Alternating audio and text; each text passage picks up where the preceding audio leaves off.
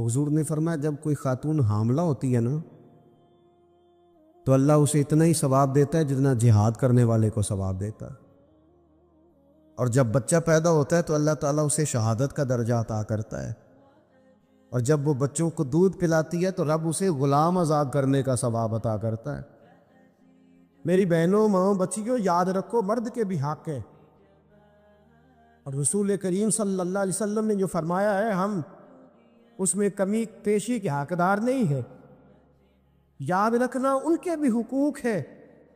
رسول کریم صلی اللہ علیہ وسلم نے فرمایا مرد پر سب سے زیادہ حق اس کی اماں کا ہے، سب سے زیادہ حق اس کی اماں کا ہے، اور عورت پر سب سے زیادہ حق اس کے شوہر کا ہے، سب سے زیادہ، بھائی سے، بہن سے۔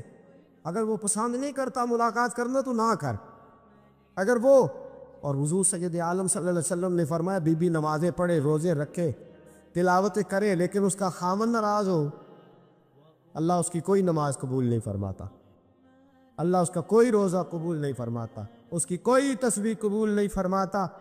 اور فرمایا عورتوں تم اس حال میں مر گئی کہ تمہارا خامن تم سے راضی تھا تو اللہ تم سے حساب ہی نہیں لے گا، بغیر حساب کتاب جنت عطا فرما دے گا، اللہ حساب ہی نہیں لے گا، بغیر حساب کتاب تمہیں جنت میں داخل کر دے گا۔ میرے رسول کریم صلی اللہ علیہ وسلم کی خدمت میں عورت آئی، یا رسول اللہ صلی اللہ علیہ وسلم مجھے خامند کے حقوق بتلا دے، اگر میں پورے کر سکوں تو نکاح کروں ورنہ نہ کروں۔ تو حضور نے فرمایا بی بی خامند کے ناک سے پیپ نکلے، ریشہ نکلے، بدبودار پیپ نکلے خامند کے ناک سے، اور عورت اپنی زبان سے بھی صاف کر دے تو تب بھی خامند کا حق ادا نہیں ہوتا۔ اور پھر میرے رسول کریم صلی اللہ علیہ وسلم نے فرمایا اگر میں کھول کے تمہیں خامند کے حقوق بتلاؤں تو فرمایا خامند کے پاؤں کی مٹی کو تم اپنے چہرے پہ ملنا سعادت سمجھو، اور فرمایا میں اگر کسی کو حکم دیتا کہ خدا کے علاوہ کسی کو سجدہ کرے تو میں عورتوں کو حکم دیتا کہ اپنے خامند کو سجدہ کرو، اگر میں یہ نہیں فرمایا نبی کو سجدہ کرو، یہ نہیں فرمایا پیغمبر کو کرو، ولی کو کرو، غوث، کتب، ابدال، عالم، فاضل، شیخ، مفتی، نہ، فرمایا میں عورت کو حکم دیتا کہ اپنے خامند کو اپنے لیے مسجود بنا لے۔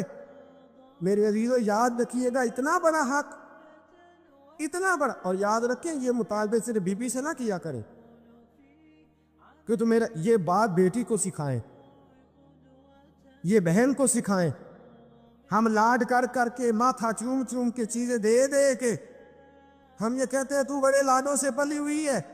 یاد رکھیے گا میرے دوستو اس کو سکھاؤ، عورت اگر تکلیف میں وقت گزارنا سیکھ گئی تو بات بن گئی، وہ اگر برداشت کرنا سیکھ گئی تو بات بن گئی۔ اور یاد رکھے میرے اعلیٰ حضرت نے فرمایا جس بیوی میں قوت برداشت پیدا ہوگی اللہ اس کی دنیا بھی اس کے لیے وسیع کر دے گا، آخرت میں بھی جنت میں مکان بڑا ہی عطا فرمائے گا، دنیا بھی وسیع کر دے گا اس کے لیے، بس وسیع کر دے گا دنیا۔ فرمایا اگر اس کا خامد اس کے ساتھ اچھا سلوک نہیں کرے گا تو اولاد ضرور اچھا سلوک کرے گی، اولاد ضرور اچھا سلوک کرے گی، تو بی بی اپنے خامد کا حق ادا کرے۔ میرے رسول کریم صلی اللہ تعالی علیہ وسلم نے فرمایا خامد اگر بلائے اور بیوی کی روٹیاں تنور میں جل رہی ہوں تو چھوڑ دے، پہلے خامد کی بات سنے۔ فرمایا خامد اپنے بستر پہ بلائے اور اگر بیوی نے آنے سے انکار کر دیا اور بیوی نہ آئی، ساری رات فرشتے اس عورت پر لعنتیں برساتے رہیں گے، ساری رات لعنتیں برسائیں گے فرشتے۔ اور فرمایا لعنتی ہے وہ عورت جو اپنے خامند کی عیب ڈھونڈ کے دوسروں کو بتلاتی ہے، ڈھونڈ کے کہتی ہے یہ بھی کرتا ہے، یہ بھی کرتا ہے، یہ بھی کرتا ہے، یہ بھی کرتا ہے، فرمایا ملعون ہے جو ڈھونڈ ڈھونڈ کے عیب بتلاتی ہے۔ میرے رسول پاک علیہ السلام نے فرمایا دنیا ایک دولت ہے اور دنیا کی بہترین دولت ایک نیک بیوی ہے۔ اگر تجھے نیک عورت مل گئی، اگر تجھے نیک عورت مل گئی تو یاد رکھنا پھر تیرے لیے سب سے بہترین متاع تیرے ہاتھ آ گئی۔ عورت یاد رکھے اس کی جنت، اس کے وہ کہتے ہیں نا بیٹے کی جنت ماں کے قدموں کے نیچے، اور عورت کی جنت یہ جس طرح ماں پہ پابندی نہیں نا کہ ماں نمازی ہو تو جنت قدموں کے نیچے ہے، ماں حافظہ ہی ہو تو جنت نیچے ہے، ماں ہمیشہ نیک ہو تب بھی، ماں کسی طرح کی بھی ہو، لیکن بیٹوں کی جنت ماں کے قدموں کے نیچے ہی ہوتی ہے۔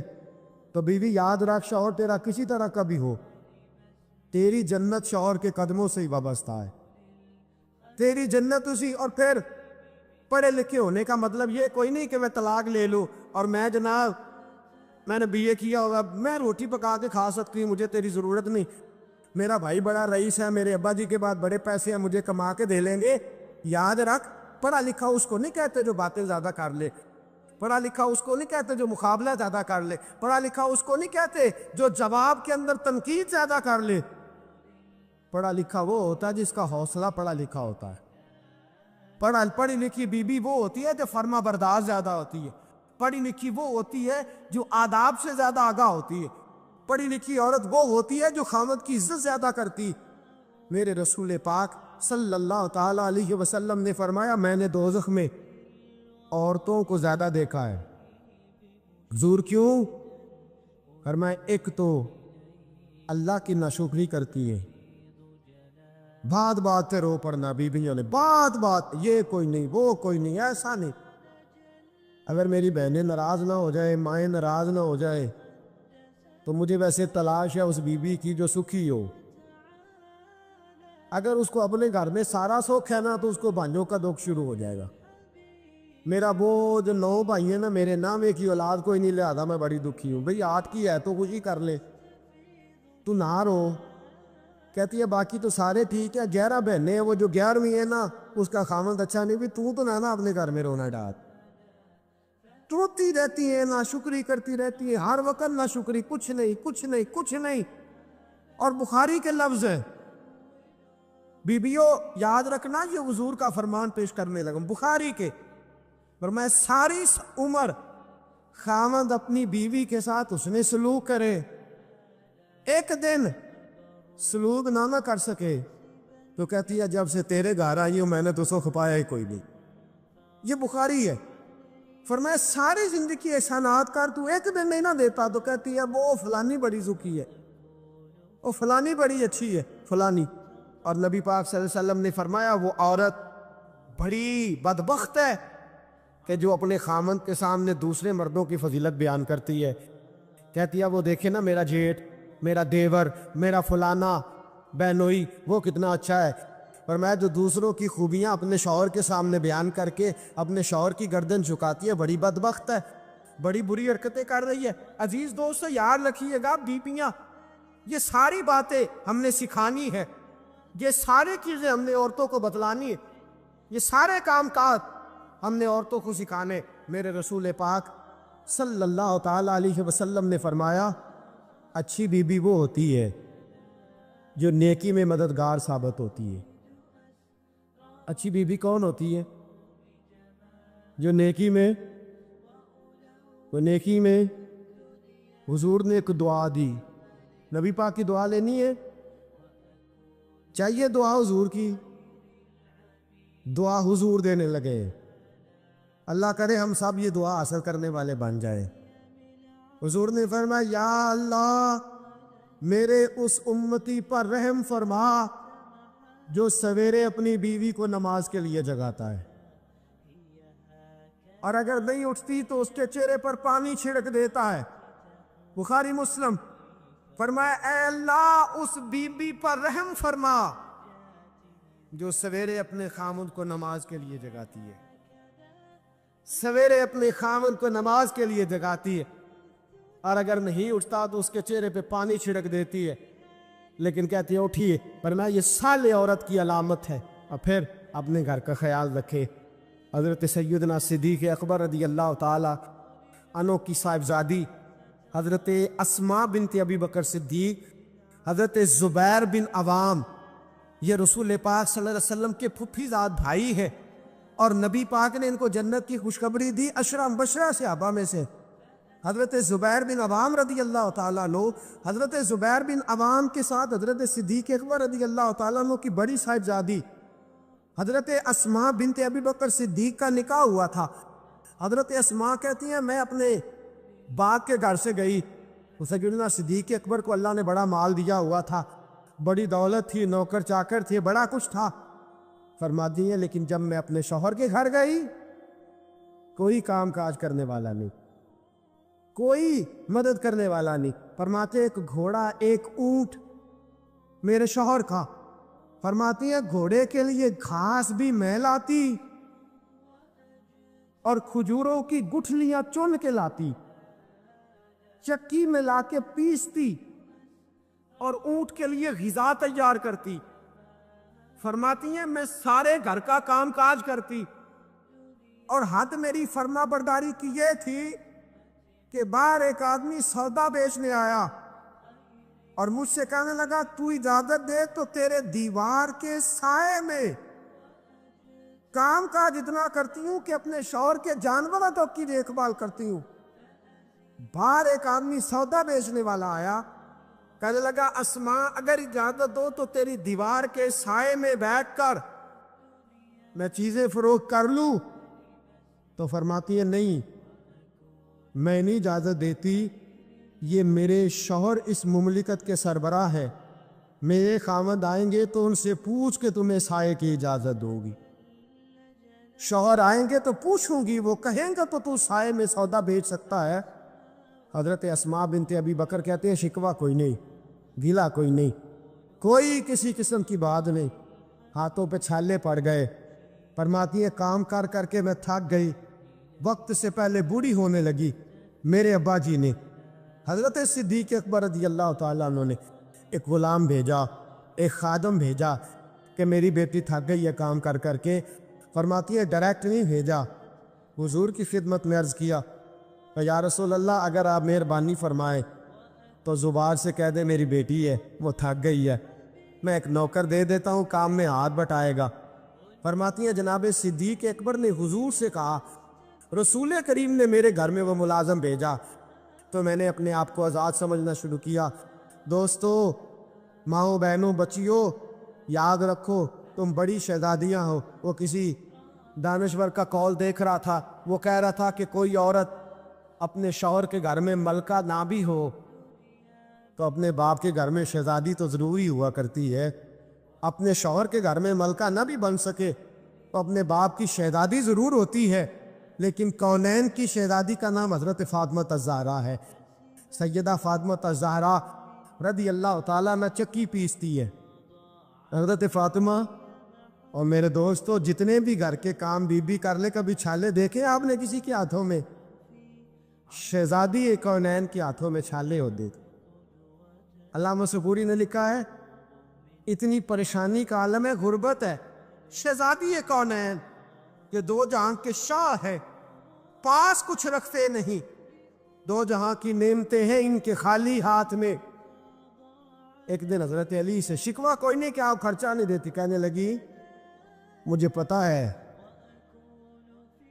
آپ کے پاس وسائل زیادہ نہیں، اگر چرخہ لا دے، حضرت فاطمہ فرماتی ہے چرخہ لا دے تو میں سوت بنا کے آپ کا ہاتھ نہ بٹا دوں، میں آپ کا چکی پہلے پیستی ہیں، آٹا پہلے گوندتی ہیں گھر میں۔ علامہ سبوری نے لکھا ہے کہنے لگی چرخہ لا دے، حضور چرخہ لے کے آئے، حضرت علی چرخہ لائے، سیدہ فاطمہ نے چرخہ بھی چلانا شروع کر دیا، چکی پیس کے، بچے پال کے، آٹا گوند کے، سارے کام کر کے، ساتھ چرخہ بھی۔ 6 دینار کا سود پہلی دفعہ بکا، توجہ ہے آپ کی؟ 6 دینار پہلی دفعہ بکا۔ فرماتی ہیں ایک لسٹ دی حضرت فاطمہ نے علی یہ 6 دینار لے جاؤ اور بازار سے یہ سودے لا دو۔ حضرت علی المرتضیٰ شیر خدا فرماتے بازار گیا تو سامنے سے مجھے ایک شخص ملا، وہ مانگ رہا ہے، بھیک مانگ رہا ہے، میرے پاس آیا، کہنے لگا علی کچھ دینا۔ میں نے کہا کیا چاہیے؟ کہنے لگا 6 دینار۔ کتنے؟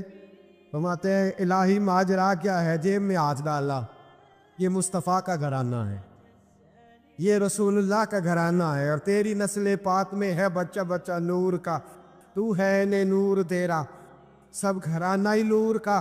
رسول پاک کے داماد مقتدر نے جیب میں ہاتھ ڈالا، 6 دینار دے دیے۔ فرماتے ہیں دل میں خیال آیا کہ گھر جا کے فاطمہ کو کیا جواب دینا، اس نے تو محنت کر کے کمائے تھے۔ فرماتے ہیں میں نے رخ پھیرا تو ایک آدمی بھاگا بھاگا آ رہا ہے، کہنے لگا انت علی، آپ علی ہیں؟ میں نے کہا ہاں میں علی ہوں۔ نام من انتا، تو کون ہے؟ کہتے میں بازار نہیں جانتا، تو کون ہے؟ کہنے لگا یہ چھوڑیے، آپ نہیں جانتے، میں تو آپ کو جانتا ہوں۔ آپ کو سارا زمانہ دیواریں ہلتی رہتی ہیں اور در کانپ جاتا ہے، علی کا نام سن کے اب بھی خیبر کانپ جاتا ہے۔ فرمایا میں تو آپ کو جانتا ہوں نا۔ کہا کیا بات ہے؟ کہنے لگا مجھے سفر پہ جانا پڑا، یہ اونٹ بیچنا ہے، خریدیں گے؟ کتنے کا؟ کہنے لگا 100 دینار۔ فرمایا میرے پاس تو پیسے نہیں۔ کہنے لگا جب ہوں گے دے دینا۔ جب حضرت علی کہتے ہیں میں نے اس سے لگام پکڑی، وہ چلا گیا، میں نے رخ پھیرا ہی تھا، ایک بندہ آگے کہنے لگا جی اونٹ بیچیں گے؟ اونٹ بیچیں گے؟ میں نے کہا بیچنا ہے، کیا دو گے؟ کہنے لگا آگے گیا، پیچھے گیا، اونٹ کے دائیں گیا، بائیں گیا، کیا لیں گے؟ میں نے کہا آپ بتائیے۔ کہنے لگا جی 160 دینار۔ خریدا کتنے کا؟ اور ادھار بیچا کتنے کا؟ اور نگد؟ فرماتے ہیں میں نے اس کو دیا، 160 دینار لیے۔ اب میرے دل میں خیال ہے وہ جس سے خریدا تھا وہ مل جائے تو واپس تو کر دوں۔ فرماتے ہیں میں ڈھونڈنے لگا، ڈھونڈتے ڈھونڈتے مجھے مل گیا۔ میں نے کہا پکڑ اپنے پیسے۔ 100 دینار اس کو دیا، 6 دینار کا سودا خریدا، 56 دینار جیب میں ڈالے، لا کے سیدہ فاطمہ کی گود میں رکھے۔ میں نے کہا فاطمہ 56 دینار، پاک نبی کی پاک بیٹی، عزت والے رسول کی عزت والی بیٹی۔ یہ نہیں فرمایا کہ جو آتا ہے جہاں سے مرضی لا، میرے خرچے پورے کر، یہ نہیں فرمایا۔ کہا علی میری جرت نہیں پوچھ سکوں، پر میں چاہتی ہوں میرے بچوں کے گلے سے جو لقمہ اترے حلال کا اترے۔ میں پوچھ سکتی ہوں 56 دینار کہاں سے آئے؟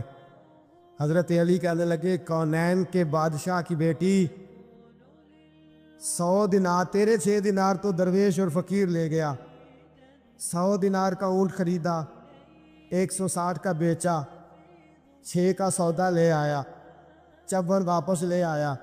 بیٹیاں بیٹیاں ہی ہوتی ہے، بیٹیاں بیٹیاں ہی ہوتی ہے۔ بیٹی 7 سمندر پار بھی ہو تو خیر اپنے ابا جی کے گھر کی مانگتی رہتی ہے، بیٹیاں بیٹی ہوتی ہے۔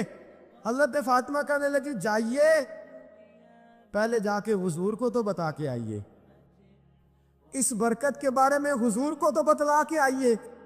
شیر خدا کہتے ہیں مسجد نبی میں قدم رکھا، خیال آیا خیال آیا خیال آیا، مسلمان نیک و بد پہچان جاتے ہیں، محمد آدمی کے دل کی باتیں جان جاتے ہیں۔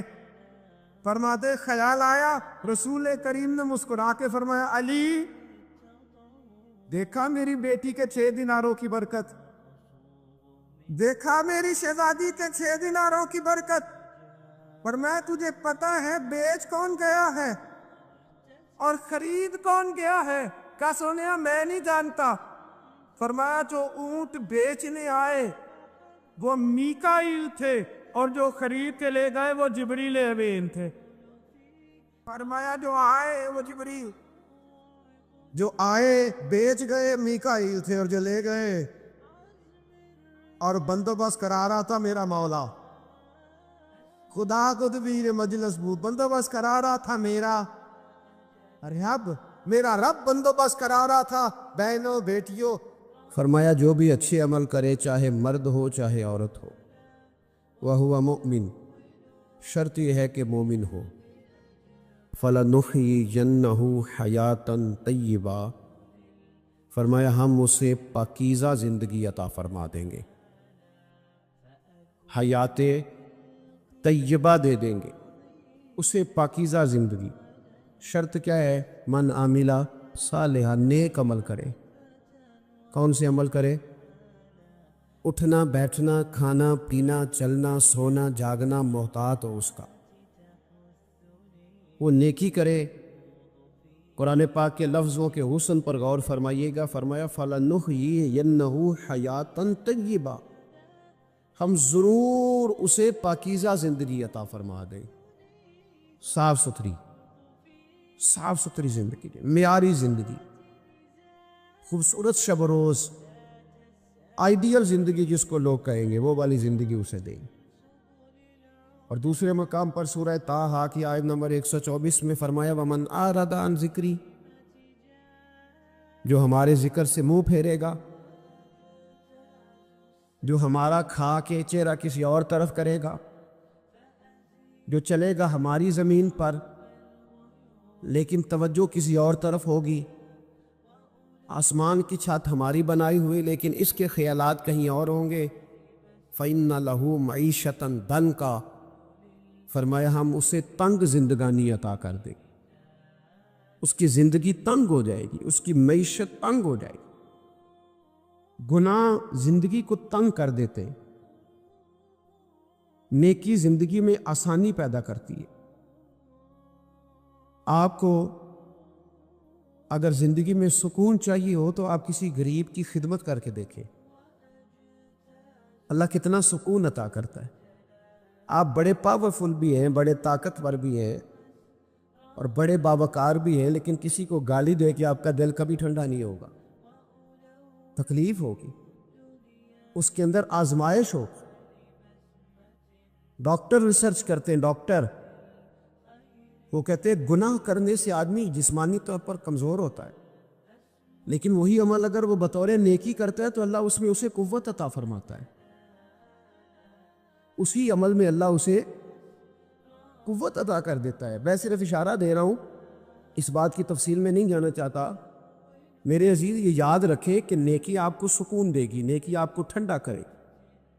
اللہ تبارک و تعالیٰ نے قوموں پہ عذاب نازل کیا اور قرآن مجید فرقان حمید نے ان قوموں کے تذکرے بیان فرمائے۔ بھائی کس لیے بیان کیے؟ کہ ہم عبرت حاصل کریں، ہم یہ غور کر لیں کہ یہ کام ہم نے نہیں کرنا، اس کام سے ہم نے بچنا ہے، ہم نے غور کرنا ہے کہ یہ چیز ہمارے اندر۔ لوگ کہتے ہیں نہیں جی نہیں، ہم پہ یہ عذاب نہیں آئے گا، بالکل نہیں آئے گا، اس میں شک نہیں۔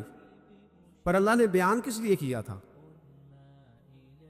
بیان کیا قرآن مجید معاذ اللہ کسی ایسی چیز کا بیان کرتا ہے جس کی ضرورت نہ ہو؟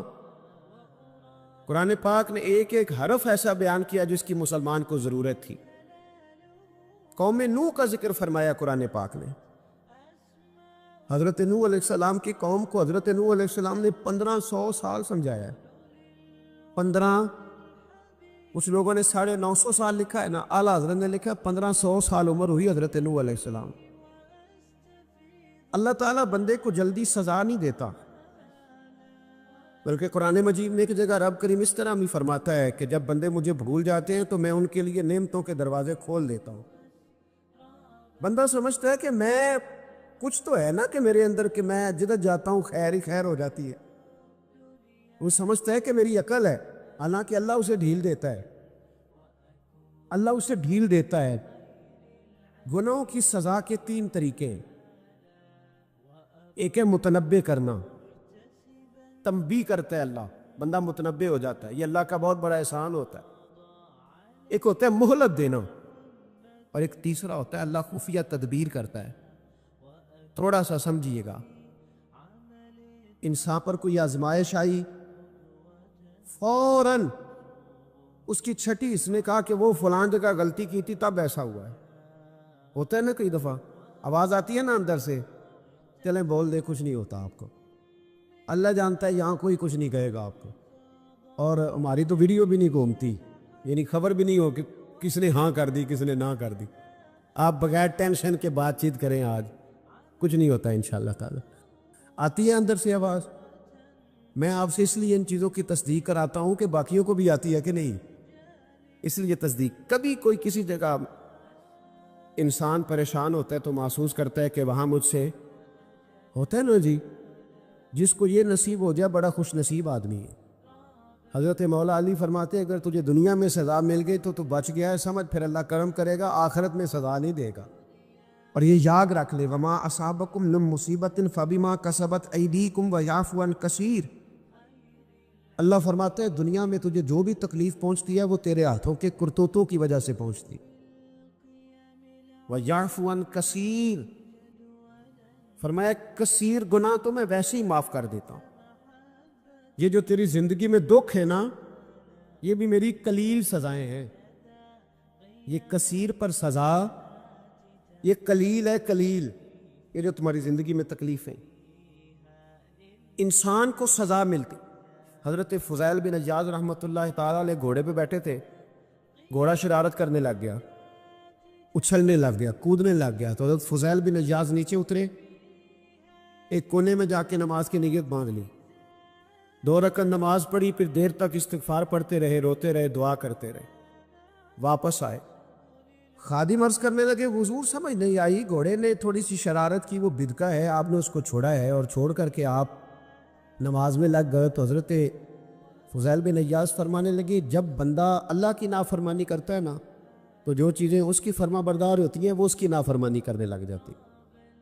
تو مجھے محسوس ہوا تھا کہ میں نے کہیں اللہ کی نافرمانی کی ہے، اس لیے ایسا ہوا ہے کہ میرے گھوڑے نے میری، تو میں توبہ کرنے لگا ہوں، اور اب دیکھتا ہوں بیٹھ کے بھلا کیا ہوتا ہے۔ میں نے سچی توبہ، حالانکہ مجھے یاد نہیں کہ میں کہاں بولا، پر کھری اور سچی توبہ کی۔ دوبارہ گھوڑے پہ بیٹھے تو گھوڑا بالکل صحیح ہو کے ساتھ چلنے لگ گیا۔ میرے بھائی، جب یہ تنبیہ ہے اللہ کی طرف سے، یہ متنبہ کیا جاتا ہے کہ تو بعد آ جا۔ بہت ساری جگہوں پہ انسان کو وقتی طور پر اگر سزا مل جائے، نبی پاک علیہ السلام کی خدمت میں ایک صحابی آئے، بات مضبوط کر دو، واقعہ سنایا ہے نا، تو کچھ لوگ سمجھتے ہیں کہ یہ واقعہ ہے، تو میں ایک حدیث پاک امام بہقی کی لکھی ہوئی عرض کرتا ہوں۔ نبی پاک علیہ السلام کے ایک صحابی آئے اور ان کا سر پھٹا ہوا تھا، خون بہ رہا تھا۔ سرکار نے فرمایا کیا ہوا؟ عرض کی حضور ایک عورت جا رہی تھی، میری نظر پڑی، ابھی نظر پڑی ہے کہ میرے آگے ستون آ گیا تو میرے سر پہ لگ گیا ہے۔ نبی پاک صلی اللہ علیہ وسلم نے فرمایا تیرے لیے خوشخبری ہے، اگر دنیا میں تیری غلطی کی تجھے سزا ملی ہے تو پھر رب تجھے قیامت میں سزا نہیں دے گا۔ پھر اللہ قیامت میں سزا، بعض گناہ ایسے ہیں جن کی یہاں بھی سزا ملے گی اور وہاں بھی ملے گی، لیکن میرے بھائی پہلی بات یہ ہے کہ اللہ تعالیٰ اس غلطی کی یہیں سزا دے لے، اور دعا فرمائے اللہ تبارک و تعالیٰ یہاں بھی معافی عطا فرمائے، وہاں بھی معافی عطا فرمائے، اللہ درگزر ہی فرمائے۔ لیکن میرے بھائی ایک سزا یہ ہوتی ہے کہ انسان جب گناہ کرنے لگتا ہے تو اللہ نعمتوں کے دروازے کھولتا ہے، مہلت دیتا ہے۔ 500 سال تک فرعون کو مہلت دی۔ کتنے؟ یہاں جو 5 سال حکومت کر لیتا ہے وہ کہتا ہے سب سے قابل میں ہی ہوں، مجھے مہلت جو ملی ہوئی ہے۔ 500 سال مہلت دی اللہ تعالیٰ، اور فرعون کی قوم پر پتہ عذاب کس طرح کے آئے تھے؟ ٹڈیاں مسلط کر دی اللہ نے۔ یہ گھومتی نہیں چھوٹی سی، ہم اپنی زبان میں اس کو کچھ لوگ مختلف ناموں سے یاد کرتے ہیں، کوئی مکڑی کہتا ہے، کوئی کچھ کہتا ہے، مسلط کر دی، جاتی نہیں۔ ان پر بنی اسرائیل کے ان مقابل جو فرعون کی قوم تھی ان پر الزام اس طرح کا عذاب آیا کہ مینڈک مسلط کر دی اللہ تعالیٰ۔ برتن کھولتے تھے اندر مینڈک نکلتا تھا، دنیا کی ہر دوائی استعمال کرتے تھے لیکن مینڈک نکل آتا تھا۔ تھوڑا سا سمجھا کرے چیزوں، ہمارے رنگ نہیں زیادہ گورے کہ ہم پر عذاب نہیں آتا۔ کوئی بہت زیادہ اللہ تعالیٰ معاف فرمائے دولت نہیں جمع کرا بیٹھے شاہی خزانے میں کہ ہم سے پوچھا نہیں جائے۔ یہ مہلت ہے، مہلت کو مہلت سمجھو، پر جب پکڑ آتی ہے نا اللہ کریم کی، میں نے دیکھا ہے کروڑوں روپیہ، 6 اولادیں، ایک شخص کے بچے باہر سے آ رہے تھے اور بندہ بیمار تھا، مجھے کہنے لگا حضرت جی دعا کریں میں ان کے آنے سے پہلے مر جاؤں ورنہ آ کے مجھے مار دیں گے۔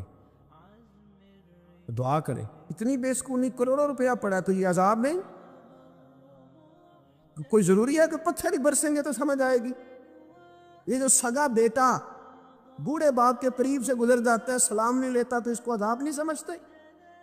یہ جو امت کی بیٹیاں، امت کی بچیاں، ہماری بچیاں ایک سال کے اندر 75 ہزار بچی ایک ڈویژن سے بھاگ کے شادی کر رہی ہے، اور ایک صوبے سے، تو اس کو آپ اللہ کا عذاب نہیں سمجھتے؟ یہ معمولی بات ہے؟ نہیں ہمارے رنگ ہو رہے، ہم بڑے سمارٹ ہیں. 1500 سال مہلت دی نوح علیہ السلام کی قوم کو. کتنے سال؟ بول کے بتائیے، بول کے دوبارہ بولیے. 1500 سال. کوئی آدمی اپنی سمارٹنس پہ خوش نہ ہو جائے کہ 20 سال ہو گئے، میں تو نافرمانی بھی کر رہا ہوں، روٹی بھی پک رہی ہے، میں تو حرام بھی کھا رہا ہوں، پھر بھی سب ٹھیک ہے. 1500 سال مہلت دی. پھر حضرت نوح کہنے لگے اللہ میں نے تو بڑا سمجھایا، نہیں باز آتے. تو رب کریم نے فرمایا کشتی بناؤ. اللہ کے پیغمبر کشتی بنانے لگے تو قوم مذاق اڑانے لگ گئی. اب کیا کرنے لگے وہ؟ اب کشتی بنانے لگے، وہ خیر تو ہے، قوم مذاق اڑا رہی ہے. حضرت نوح علیہ السلام کا آپ نے کشتی بنائی، پانی کہاں سے نکلا؟ نہ بارشیں ہوئی، نہ سیلاب آئے. ایک تندور تھا، اس کے اندر سے پانی نکلنا شروع ہو گیا. کبھی تندور سے بھی پانی نکلا ہے، پر جب نکالنے والا چاہتا ہے تو وہاں سے بھی ایک تندور سے پانی نکلا. اتنا نکلا، اتنا نکلا، اتنا نکلا کہ قوم ساری ڈوب گئی. قرآن مجید کے صفحات شہادت دیں گے کہ حضرت نوح کی قوم کا بچہ بہ گیا. بچے صرف وہ تھے جو حضرت نوح کے ساتھ ہو گئے، تباہ ہو گئی. اللہ بے نیاز ہے، بے نیاز. 1500 سال مہلت ملے اور تو پھر بھی کہے رب بڑا کریم ہے، معاف کر دے گا. 1500 سال تجھے گنجائش دے اور تو کہے کوئی نہیں، بات معافی ملنی چاہیے ابھی بھی. میرے بھائی، حضرت صالح علیہ السلام کی قوم، حضرت صالح نے تبلیغ شروع کی تو کہنے لگے پہلے معجزہ دکھاؤ.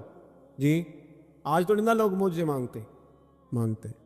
آج بھی لوگ کرامتے اور معجزے، اللہ معاف کرے، جو چیزیں معجزہ تو ہو نہیں نہ سکتا، لیکن آج بھی لوگ، آپ یقین کریں، کہتے ہیں یہ بڑی نمازیں پڑھتا ہے تو پھر بخشا کیوں نہیں گیا، پھر کیوں نہیں منو سلوا کیوں نہیں اترا اس پر، پھر میں بھی اسی طرح ہی ہوں، کیا اس کے اندر خوبی آ گئی؟ مولوی بھی ویسے ہی ہے، سوری بھی ویسے ہی ہے. لوگ مان نہیں رہے، وہ دلیلیں مان نہیں رہے. ابھی بھی لوگ بحث نہیں کرتے. کیا فرق آ جائے ابھی؟ ویسے ہی ہیں سارے. اللہ تعالیٰ سے ڈرنا چاہیے. ہمیں سامنے والے کی طرف دیکھ کر صحیح ہونے کا حکم نہیں ہے، ہمیں اپنی اصلاح کا حکم ہے.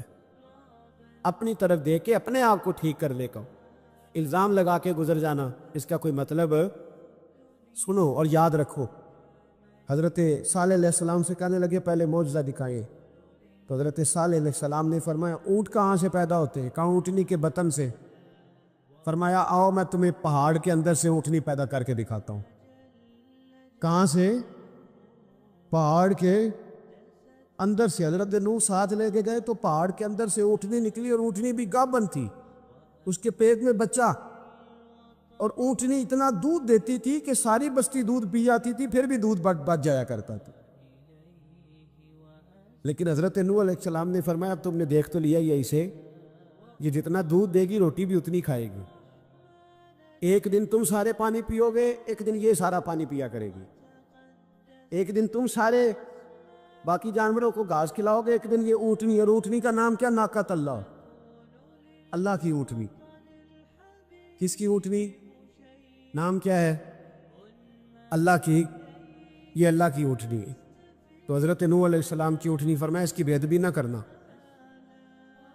باز نہیں آئے لوگ، باز نہیں آئے. کہنے لگا جی دودھ دینا تو ٹھیک ہے، پر یہ جو سارا پانی پی جاتی ہے نا، یہ صحیح نہیں. یہ جو ساری گھاس کھا جاتی ہے یہ نہیں تھی. دودھ دینا تو ٹھیک ہے پر یہ نہیں صحیح. آپ نے فرمایا اسے کچھ نہ کہنا، اللہ کی اونٹنی ہے. میں کہا کرتا ہوں ان لوگوں نے ناقۃ اللہ کی بے ادبی کی.